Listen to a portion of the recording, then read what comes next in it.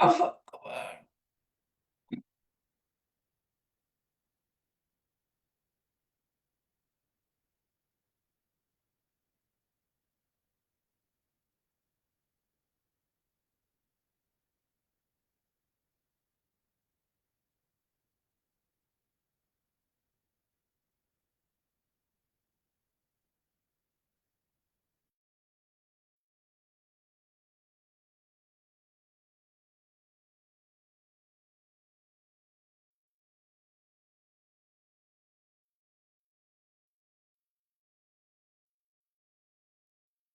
আসসালামু আলাইকুম রহমতুল্লাহি বারাকাতুহ। ওয়ালাইকুম আসসালাম ওয়া রাহমাতুল্লাহি ওয়া বারাকাতুহু।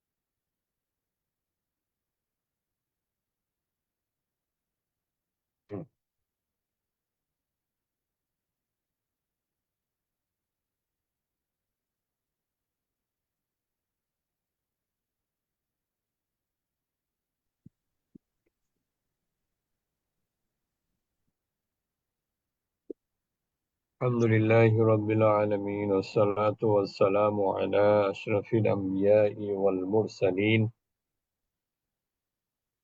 ওয়া আলা আলিহি ওয়া আসহাবিহি আজমাইন। শুকরিয়া আদায় করছি মহান রব্বুল আলামিনের দরবারে, যিনি আমাদেরকে বাছাই করে 50% কোরআন ও সালাত অনুধাবন এই কোর্সের প্রথম ক্লাসে অংশগ্রহণের সুযোগ করে দিয়েছেন। এই জন্য আল্লাহর দরবারে শুকরিয়া আদায় করি, আলহামদুলিল্লাহ। আলহামদুলিল্লাহ। আমরা ইতিপূর্বে আপনাদেরকে বলেছি যে আল্লাহ সুবহানাহু ওয়া তাআলা কোরআনকে নাজিল করেছেন গাইডলাইন হিসেবে, আমাদের জন্য গাইডলাইন। আর সেই গাইডলাইন আমাদের দায়িত্ব হচ্ছে সে গাইডলাইন অনুযায়ী নিজের জীবনকে পরিচালনা করা। আমরা নিজের জীবনকে গাইডলাইন অনুযায়ী পরিচালনার চেষ্টা করি, কিন্তু গাইডলাইন গুলো সরাসরি নিজেরা পড়ার চেষ্টা করি না, গাইডলাইন গুলো নিজেরা বোঝার চেষ্টা করি না। কিন্তু এটা কোরআনের হক। আপনি কোরআন তেলাওয়াত করবেন, পাশাপাশি কোরআনের আয়াতের মর্মার্থ, কোরআনে 1000 আদেশ 1000 নিষেধ আছে, সেগুলো সম্পর্কে জানবেন। এটাই কোরআনের হক। আল্লাহ সুবহানাহু ওয়া তাআলা কোরআনকে নাজিল করেছেন শুধুমাত্র তিলাওয়াতের জন্য, এটা কোথাও বলা হয়নি। বরং কোরআন নাজিল হয়েছে আমাদের জন্য পরকালীন প্রেসক্রিপশন হিসেবে। দুনিয়ার মানুষ তার শারীরিক রোগ ব্যাধি এগুলো সারানোর জন্য ডাক্তারের শরণাপন্ন হয়, কিন্তু মানুষের শরীরের সবথেকে গুরুত্বপূর্ণ জায়গা হলো অন্তর। সে অন্তরের রোগ সারানোর জন্য আমাদেরকে কোরআনের শরণাপন্ন হতে হবে। মানুষের অন্তরের রোগ যদি থাকে, তাহলে তার কোনো আমলই আল্লাহর দরবারে কি হবে না, কবুল হবে না। অন্তরের বিভিন্ন ধরনেরই রোগ আছে, হিংসা, অহমিকা, বিভিন্ন ধরনের অন্তরের রোগ আছে। আমরা দেখেন সূরা নাসের মধ্যে আল্লাহ সুবহানাহু ওয়া তাআলা বলেছেন অমিন শাররি হাসিদিন ইযা হাসাদ, ঠিক না? কুল আউযু বিরাব্বিন নাস মালিকিন নাস ইলাহিন নাস মিন শাররিল ওয়াসওয়াসিল খান্নাস আল্লাযী ইউওয়াসউইসু ফি সুদুরিন নাস। শয়তান কিন্তু আমার আপনার অন্তরে ওয়াসওয়াসা দেয়, ঠিক না? আবার সূরা ফালাকের মধ্যে বলা হয়েছে কুল আউযু বিরাব্বিল ফালাক মিন শাররি মা খালাক ওয়া মিন শাররি গাসিকিন ইযা ওয়াকাব ওয়া মিন শাররিন নাফাসাতি ফিল উকাদ ওয়া মিন শাররি হাসিদিন ইযা হাসাদ। তো এই যে হাসাদ যে শব্দটা, এটা হচ্ছে কি হিংসা। আল্লাহ রাসূলের হাদিসে রয়েছে যে হিংসা এবং ঈমান এই দুইটা জিনিস একসাথে থাকতে পারে না মুমিনের অন্তরে। তো এই যে আপনার মুমিনের অন্তরে হিংসা থাকতে পারে না, এই কথা আমরা কোথায় পেলাম, কি থেকে? হিংসার কথা বলা হয়েছে কোরআনে, কিন্তু হিংসার পরিণতি, হিংসার ব্যাপারে হাদিসের ব্যাখ্যা দেয়া হয়েছে। এই জন্য কিন্তু বলা হয়েছে যে হাদিস হলো কোরআনের ব্যাখ্যাকারক। তা আমার দায়িত্ব কি আগে কোরআনকে বোঝা, বা অন্ততপক্ষে কোরআন বোঝার মনোভাব নিজের মধ্যে লালন করা। আল্লাহ সুবহানাহু ওয়া তাআলা আমাদের অন্তর দেখবেন, আমাদের অন্তরে কি আছে। আমরা কি আসলে কোরআন বোঝার মনোভাব আমরা কি দুনিয়ার জীবনে পোষণ করেছিলাম কিনা, নাকি শুধু কোরআন বিশুদ্ধ তেলাওয়াত শেখার মনোভাবই ছিল? এটা ব্যাপারে কিন্তু আমরা অবশ্যই আল্লাহর কাছে জিজ্ঞাসিত হব। যে কোরআন আপনার আমার জন্য কি করবে, জান্নাতের জন্য সুপারিশকারী হবে। কোরআনের দুইটা পথ কোরআনের জন্য। একটা হলো কোরআন হয় জান্নাতের জন্য সুপারিশ করবে, নাইলে জাহান্নামের জন্য সুপারিশ করবে। এখন যে ব্যক্তি কোরআন তেলাওয়াত করে, কোরআন বোঝার চেষ্টা করে, কোরআন বোঝার মনোভাব পোষণ করে, কোরআন কিন্তু তার জন্য জাহান্নামের সুপারিশ করবে না, বরং তার জন্য জান্নাতের সুপারিশ করবে। আর তাকে জান্নাতে না পৌঁছানো পর্যন্ত কোরআন তার সংস্পর্শ ত্যাগ করবে না। আপনি ইন্তেকাল করবেন, আপনার সঙ্গী হবে কোরআন। আমরা যদিও বলি যে আইসো একা যাইব একা, সঙ্গে তো কেউ রইবে না, আসলে কোরআন থাকবে, ঠিক না? মানুষ থাকবে না, আপনার বাবা মা থাকবে না, ভাই বোন থাকবে না, স্বামীর সাথে স্ত্রী থাকবে না, স্ত্রীর সাথে স্বামী থাকবে না, কিন্তু কোরআন থাকবে যদি আপনি সেই কোরআন নিয়ে কি করেন, পড়ার পাশাপাশি কোরআনে কি বলা হয়েছে সেটা অনুধাবনের চেষ্টা করেন। দেখেন, আব্দুল্লাহ ইবনে মাসউদ, আপনারা সবাই তার নাম শুনেছেন।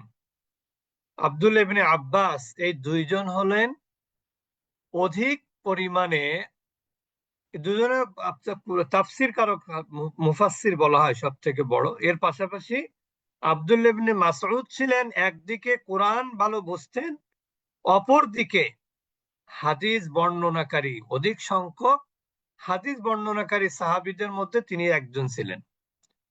তো উনি বলেছেন যে আমি একটি আয়াতের পরিপূর্ণ অর্থ না বোঝা পর্যন্ত আমি পরবর্তী আয়াত পড়তাম না। অথচ তারা ছিল কিন্তু আরবি ভাষাভাষী। তারা যদি এই কথা বলেন তাহলে আমরা কোথায় আছি? তা আমাদের সেই কোরআনের সেই দাবির সপক্ষে আমরা আপনাদের জন্য 50% কোরআন এবং সালাত অনুধাবন এই কোর্সকে অফার করেছি আপনাদের জন্য। এই কোর্সটি আমাদের শুরু হওয়ার কথা, শুরু হয়ে গেছে মনে গত সপ্তাহে, নাকি শুরু হয়েছে মনে একদিন মনে ক্লাস হয়েছিল, আর গত মঙ্গলবারে ক্লাস ছিল, কিন্তু গত মঙ্গলবার আমাদের ক্লাস বন্ধ ছিল সরকারি ছুটি থাকার কারণে।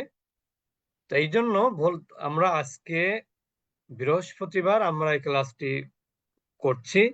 এই ক্লাসটি হবে প্রতি মঙ্গল এবং বৃহস্পতিবার। প্রতি মঙ্গল এবং বৃহস্পতিবার দুইটা ক্লাস খুবই গুরুত্বপূর্ণ। একটা হলো আপনাদের জন্য 50% কোরআন এবং সালাত অনুধাবন, আরেকটা হলো ভাইদের জন্য। অনেক ভাইয়েরা আছেন যারা কোরআনের ক্লাসে থাকতে পারেন না, বিভিন্ন কারণেই থাকতে পারেন না।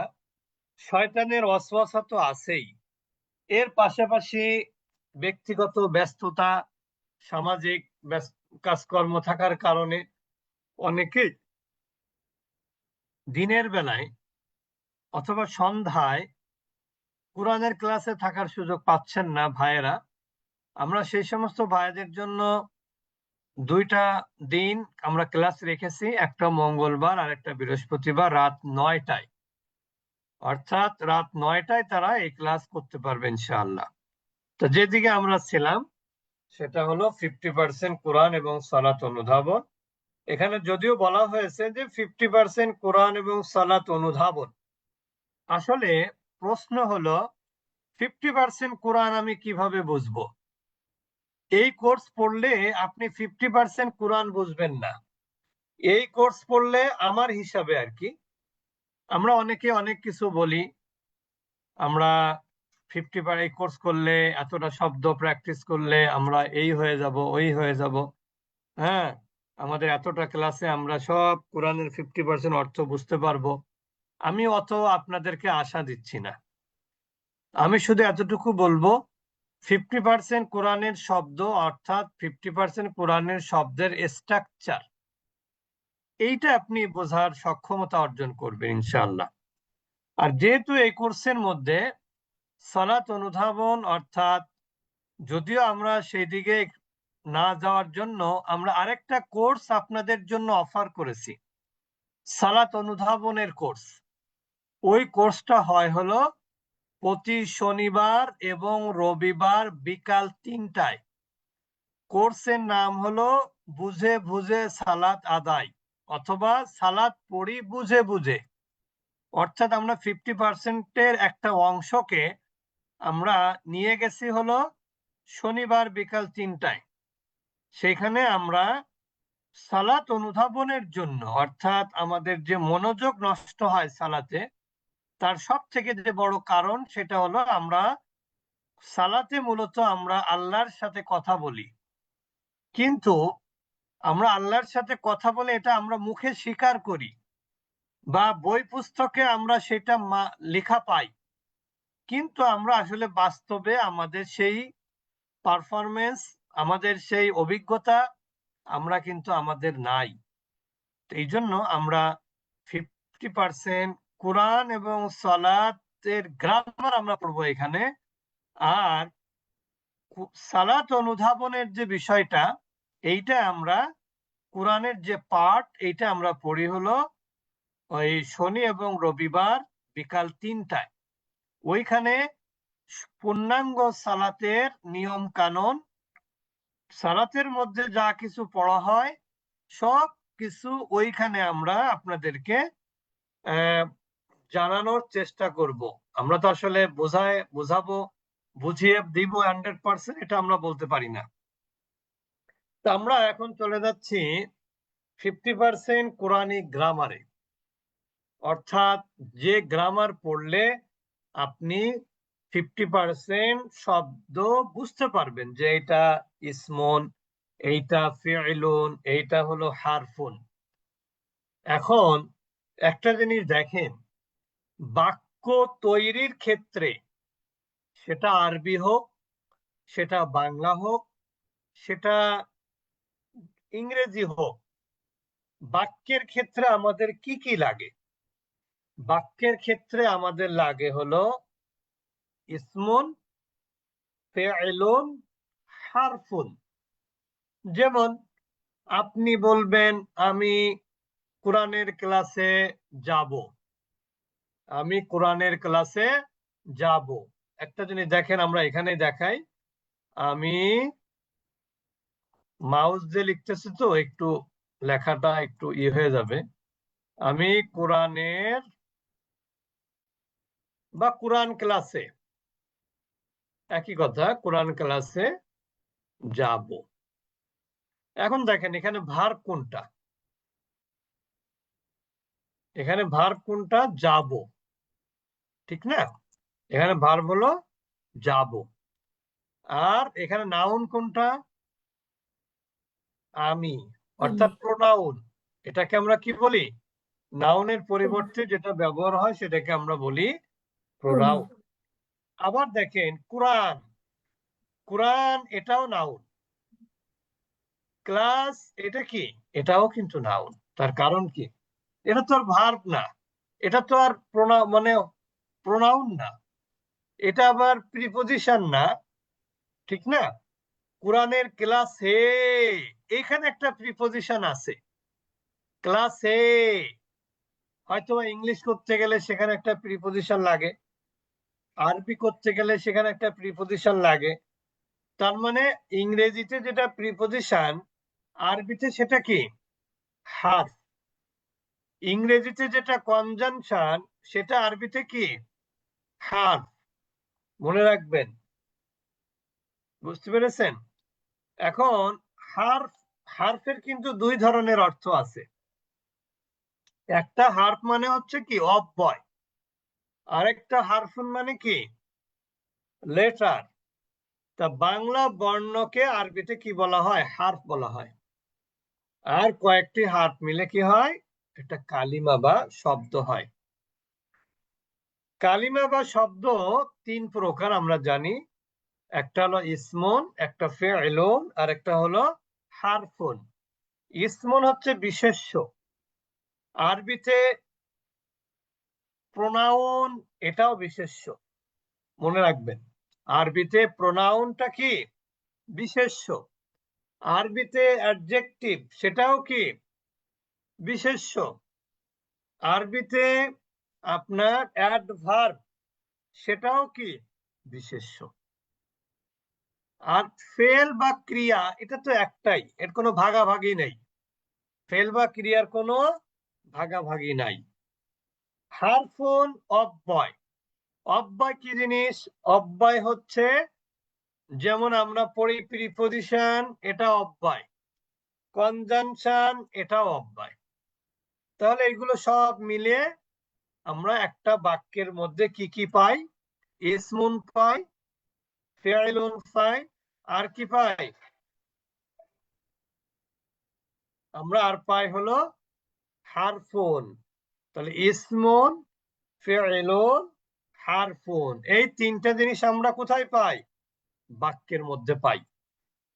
তাহলে আমাদের কি কি এই তিনটা জিনিস সম্পর্কে কি আইডিয়া রাখতে হবে না? হুম, এই তিনটা জিনিস আমরা কিভাবে চিনব? আমরা প্রথমে আসবো হলো ইসমুন। ইসমুন চেনার আমরা সংক্ষেপে মাত্র দুইটা বা তিনটা উপায় বলবো।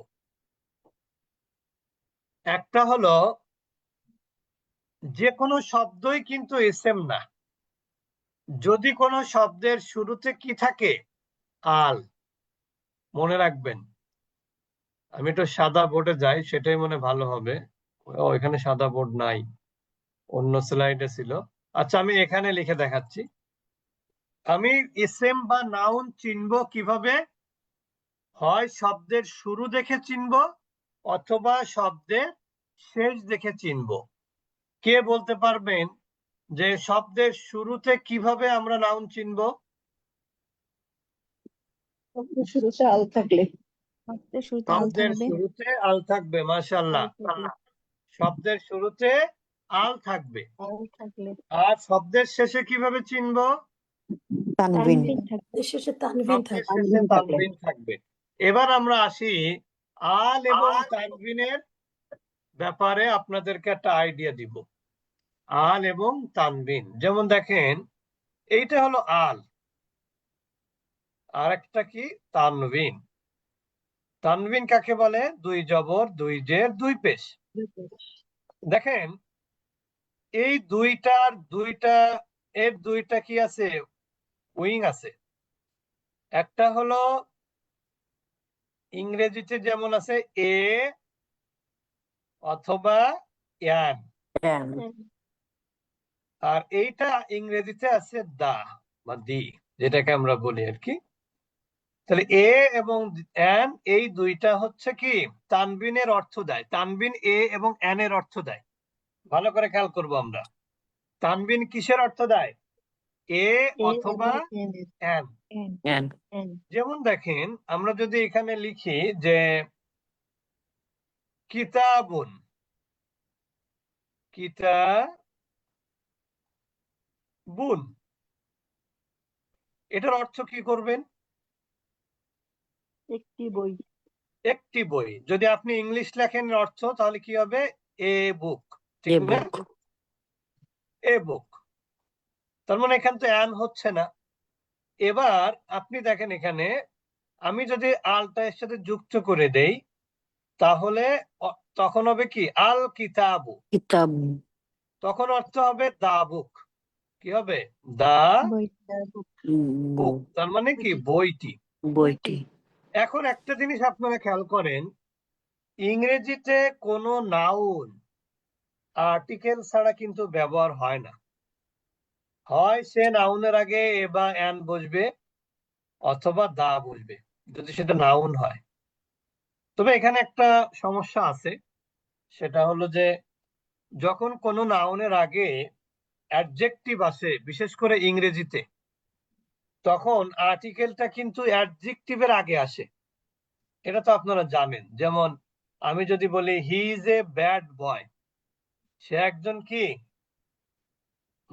খারাপ ছেলে, ঠিক না? তা এই যে যে ব্যাড বয়, ব্যাড বয়ের আগে কিন্তু আমরা এ ব্যবহার করি, ঠিক না? গুড বয়, এর আগেও আমরা কি ব্যবহার করি? এ। তার মানে আর্টিকেলটা সরাসরি নাউনের আগে আসতেছে না, কার আগে আসতেছে? অ্যাডজেক্টিভের আগে।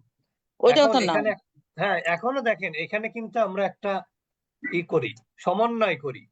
আমি কিন্তু একটু আগে আপনাদেরকে বলেছি যে ইংরেজিতে যেটা অ্যাডজেক্টিভ, আরবিতে সেটাই নাউন। যেমন দেখেন আমি যদি বলি যে ভালো ছেলে, ওয়ালাদুন জাইয়িদুন, ওয়ালাদুন, ওয়ালাদুন মানে কি? ছেলে। ছেলে জাইয়িদুন মানে কি? ভালো। ভালো ওয়ালাদুন জাইয়িদুন মানে হলো ভালো ভালো ছেলে। ছেলে। এখন দুইটাই দেখেন তানবিন। এখন বলেন তানবিন কিসের আলামত? তানবিন কিসের আলামত? নাউনের। নাউনের আলামত বা নাউন আরবিতে ইসেমের আলামত। তাহলে আপনি কি কোনোটাকে ইসেমের বাইরে রাখতে পারবেন? এই দুইটা শব্দের কোনোটাকে? না। পারবেন না। তার মানে দুইটাই নাউন আরবিতে, ইসমুন, দুইটাই কি ইসম। ইসমন এখন এইটাকে যদি আপনি ইংলিশ করেন তাহলে জাইদের আগে হবে কি এ গুড বয়। বয়। এখন দেখেন বয় বরাবর বয়, জাইদ বরাবর গুড। আরবিতে হলো, আরবি এবং ইংরেজি এই দুইটাতে অ্যাডজেক্টিভটা নাউনের আগে আসে, বাম দিক থেকে নাউনের আগে আসে। আর আরবিতে হলো অ্যাডজেক্টিভটা নাউনের পরে চলে যায়। কিন্তু আবার যদি আপনি সমন্বয় করেন যে ইংরেজি তো বাম দিক থেকে লিখি, বাংলাও বাম দিক থেকে লিখি, তাহলে আবার আরবিতে ডান দিক থেকে লিখি, তা ডান এবং বাম দুই দিক থেকে লিখতে গেলে দেখা যাচ্ছে ভালোর জায়গায় ভালো আরবি হচ্ছে আর বয়ের জায়গায় বয়ের আরবি হচ্ছে। দেখেন এখানে কিন্তু কোনো পরিবর্তন নাই, আছে? না হ্যাঁ, এখানে ইংরেজিতে এ গুড বয় লিখলাম, আরবি কিন্তু ঠিক গুডের বরাবর জাইদ আর বয়ের বরাবর ওয়ালাদ। বলা আরবি কিন্তু বয় বরাবর ওয়ালাদি আছে, আর গুড এর বরাবর কি আছে? জাইদ আছে। তার মানে আরবিতে অ্যাডজেক্টিভটা কোথায় আসে? পরে যায়। পরে যায়। আর একটা জিনিস তাহলে আমরা দেখতে পাই যে আমি কিন্তু আপনাদেরকে প্রমাণ দেখালাম যে আসলে অ্যাডজেক্টিভটাও কি আরবিতে ইসম বা নাউন। যেমন দেখেন আমরা যদি বলি, অনেক সময় বলি an honest man, honest man. এখন দেখেন ম্যানের আরবি কি? রজুলুন। রজুলুন, ম্যানের আরবি হলো রজুলুন, রজুলুন। অনেস্টের আরবি কি? সলিহুন, সলিহুন। হুন।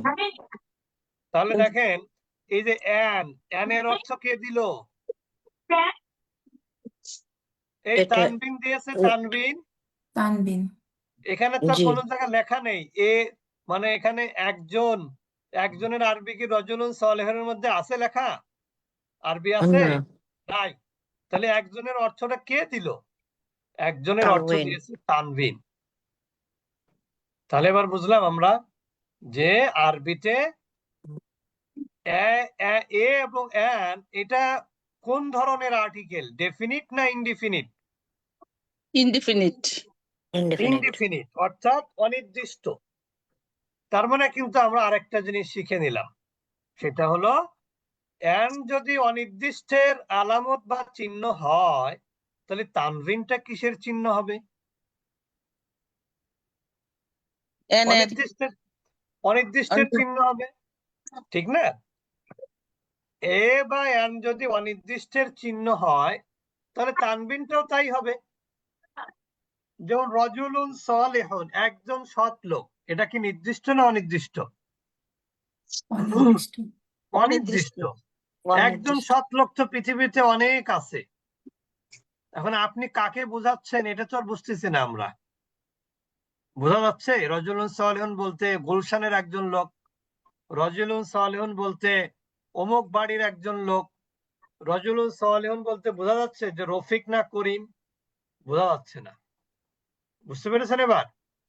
তো এই জন্য তানবিনটা একদিকে কি অনির্দিষ্ট বা অনির্দিষ্ট, ইনডিফিনিট, অর্থাৎ আরবিতে এটাকে বলা হয় নাকিরা। কি বলা হয়? নাকিরা, নাকিরা। নাকিরা, তাহলে আমরা তানবিনকে আমরা কিসের আলামত বলবো? নাকিরা নাকিরা, বা অনির্দিষ্টের আলামত। মনে থাকবে, তানবিন হলো নাকিরা বা অনির্দিষ্টের আলামত। তাহলে আমরা অনির্দিষ্টের অর্থটাও কিন্তু ওইভাবে করি আমরা। একজন, ঠিক না? একজন, একটি, এরকমই তো অর্থ করতে হবে, ঠিক না? যদি আমরা এখন সব জায়গায় তো আর একটি হবে না। আমরা যদি বলি সাইয়ারাতুন, এর অর্থ কি? একটি গাড়ি, একটা একটি গাড়ি, কার। একটি গাড়ি বা কার, এই গাড়ি বলতে ছোট কার মানে যেটা প্রাইভেট কার, এগুলো বোঝানো হয়। তাহলে ওইখানে কিন্তু আপনি বলছেন কি সাইয়ারাতুন, একটি গাড়ি, ঠিক না? তাহলে আমরা জানলাম যে তানবিন সেটা দুই পেশ হোক, দুই জবর হোক, অথবা দুই জের হোক, এই সবগুলো হচ্ছে কি অনির্দিষ্ট নাউনের অনির্দিষ্ট নাম, আলামত। নাকিরা, নাকিরা আরবিতে কি বলা হয়? নাকিরা। নাকিরা, এবার আমরা আসি, দেখেন এই যে রজুলুনটা ছিল, এখন যখনই আমরা রজুলুনের পূর্বে আল দিব, তখন এটা হয়ে যাবে কি, এটার ইংরেজি তখন হয়ে যাবে দা ম্যান। কি দ্য হবে? Man, the the man, man. এখন কি হবে? লোকটি। টি, আর রজুলু লোকটি। টি, তাহলে এখানে আলটা কিসের আলামত? ডেফিনিটের আলামত। ডেফিনিট, আলটা হচ্ছে ডেফিনিটের ডেফিনিট, আলামত, যেটাকে আরবিতে বলা হয় মারেফা। কি বলা হয়? মারিফা, মারেফা। মারিফা, এখন এর নাম কেন মারেফা জানেন? মারেফা শব্দের অর্থ হচ্ছে চেনা বা জানা। এখন বলেন, আপনি যখন কোনো পরিচিত লোকের ব্যাপারে কিছু বলেন, তখন কি বলেন যে একটা লোক এই কথা বলেছে? বলেন তো। না, আপনি মনে করেন আপনি জানেন রফিক এই কাজটা করেছে, তখন আপনি কি বলেন? রফিক এসেছিল তাই বলেন, নাকি একটা লোক এসেছিল তাই বলেন? রফিক এসেছিল, রফিক এসেছিল। কেন বলেন? রফিককে আপনি ভালোভাবে চেনেন, চিনি, ঠিক না? এই জন্য এটা ডেফিনিট। আপনি যাকে চিনবেন সে কিন্তু ডেফিনিট, যাকে চিনবেন না সে কিন্তু ইনডেফিনিট। এটা একটা এটা 100% কথাটা কিন্তু ওইভাবে না, কিন্তু আসলে ব্যাপারটা এরকমই। কারণ আমাদের কথার মধ্যে কিন্তু আমরা ডেফিনিট ইনডিফিনিট বুঝতে পারি। এখন আমি যদি বলি যে একজন স্টুডেন্ট ক্লাসে ঢুকে বের হয়ে গেছেন, তা আপনি কি বুঝতে পারবেন কোন স্টুডেন্ট? না। এটা আপনি কিন্তু বুঝতে পারবেন না। তখন ওই স্টুডেন্টটা হবে ইনডিফিনিট বা নাকিরা। আর আমি যদি বলি যে রিজিয়া আপা ক্লাস থেকে বের হয়ে গেছে, এই রিজিয়া আপাটা কি হয়ে গেল? ডেফিনিট হয়ে গেল। এখন রিজিয়া আপার নাম তো বারবার বলা যাবে না, তাহলে তার পরিবর্তে কি বলবো? তিনি। তিনি। এই তিনি এটাও কিন্তু ডেফিনিট, মনে রাখবেন। যত সর্বনাম আছে সব ডেফিনিট। ডেফিনিট। তার কারণ হচ্ছে সর্বনামটা প্রপার নাউনের পরিবর্তে ব্যবহার হয়, ঠিক কি না? হ্যাঁ, কোন নাউনের পরিবর্তে ব্যবহার হয় কিন্তু সর্বনামগুলো, যেমন আরবিতে, আমরা সেগুলো ইনশাল্লাহ পরবর্তীতে শিখবো। তো আমরা আজকে দুইটা জিনিস শিখলাম। একটা হচ্ছে নাউন বা ইসেম এর আলামত হচ্ছে দুইটা। একটা হচ্ছে তানবিন। তানবিন, শব্দের শেষে তানবিন মানে অথবা হচ্ছে আল দুই থাকা। জবর, দুই জের, দুই পেশ, অথবা শব্দের শুরুতে আল হবে। আরো অনেক অনেক কিছু আছে, আমরা ইনশাল্লাহ পর্যায়ক্রমে শিখবো। তা এই আল থাকলে সেটা হবে ডেফিনিট নাউন বা নির্দিষ্ট বিশেষ্য, আরবিতে হচ্ছে মারেফা, ইসমুল মারেফা। আর যখন আল না থেকে শব্দের শেষে তানবিন থাকবে, তখন সেটা হবে অনির্দিষ্ট বিশেষ্য বা ডেফিনিট নাউন, নির্দিষ্ট নাউন বিশেষ্য। আর ইংরেজিতে কি? ডেফিনিট নাউন আল থাকলে। আর কি হবে? এটা আরবিতে বলা হবে মারেফা। কি হবে? মারেফা। আল না থাকলে সেটাই হলো নাকিরা বা অনির্দিষ্ট। ঠিক আছে? তো আপনাদের কাজ হচ্ছে, যারা পারেন তারা তো পারেনি, কিন্তু যারা নতুন বা একটু যদি কনফিউশন থেকে থাকে, তাহলে রেকর্ডটা শুনলে কিছুটা হলেও আপনাদের উপকার হবে আশা করি। আরেকটা জিনিস না বললেই নয়, সেটা হলো, এটা এসএম এর ক্ষেত্রে অনেকে বলে আলামত চিহ্নটা বলে যে শব্দের শেষে গোলতা থাকা। এটা আমরা বলি না যদিও, কারণ হচ্ছে গোলতা থাকলে তো সেটা ফেমিনিন।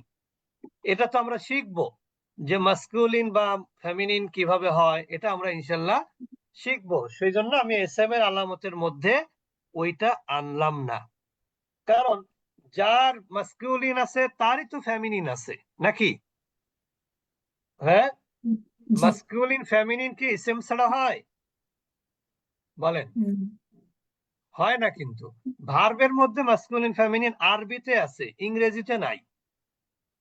কিন্তু আসলে ভার্বটা মাস্কুলিন ফেমিনিন হলে হবে কি হয়, তার মধ্যে কে থাকে, ওই ফেমিনিনটা, সেটা হলো সাবজেক্ট থাকে। সেটা আমরা ইনশাল্লাহ আস্তে আস্তে শিখবো আল্লাহ তৌফিক দিলে। তো আমরা আজকে এই পর্যন্ত রাখতেছি, যেহেতু আমাদের 9টায় ভাইদের একটা তাজবিদের ক্লাস আছে। আপনাদের যারা পরিচিত ভাইয়েরা আছে তাদেরকে আপনারা চাইলে এই ক্লাসে জয়েন করাতে পারেন। আল্লাহ তাআলা আমাদের সবাইকে সহজ করে দিন। অন্তত পক্ষে আমি যেটা বলি সেটা, মানুষকে কখন চলে যাব কেউ বলতে পারি না, অন্তত পক্ষে কোরআন বোঝার মনোভাব যেন অন্তরে লালন করেই আমরা যেন ইন্তেকাল করতে পারি। এটাই সবসময় আল্লাহর কাছে চাইতে হবে, যে আল্লাহ যেন কোরআন যেন বুঝে যেতে পারি। অন্তত পক্ষে এই যে বুঝে না যেতে পারলেও আল্লাহ আমার মনের দিকে দেখবেন যে না, তার ইচ্ছা ছিল, ঠিক না? তো আমরা 50% কোরআন আমরা একটু দোয়া পড়ে শেষ করব। নামাজ পড়ে আর বলছিলাম। হ্যাঁ, সুবহানাকাল্লাহুম্মা ওয়া বিহামদিকা নাশহাদু আল্লা ইলাহা ইল্লা আনতা নাস্তাগফিরুকা ওয়া নাতুবু ইলাইক। আমাদের এই ক্লাসটি হবে প্রতি মঙ্গল এবং বৃহস্পতিবার রাত 8:15। আর আমাদের 70% এর ক্লাস হয় প্রতি শনি এবং রবিবার রাত 8:15।